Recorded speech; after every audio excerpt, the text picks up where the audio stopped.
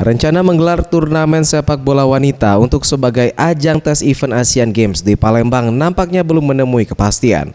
Setelah beberapa waktu yang lalu PSSI berencana menggelarnya, namun sampai saat ini kepastian tersebut belum secara resmi diterima oleh PSSI Sumsel sebagai pihak penyelenggara, mengingat semakin sempitnya waktu dalam mengadakan kegiatan tersebut.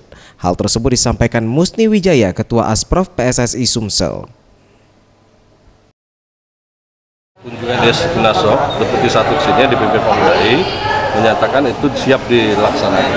Tapi terakhir, kemarin waktu kami workshop baru-baru ini di Soda Dupa, kita ada informasi bahwa dari Inasok kemungkinan itu hanya tes event itu yang 10 cabang olahraga dan sepak bola ini yang dilaksanakan hanya putra, yang putri tidak.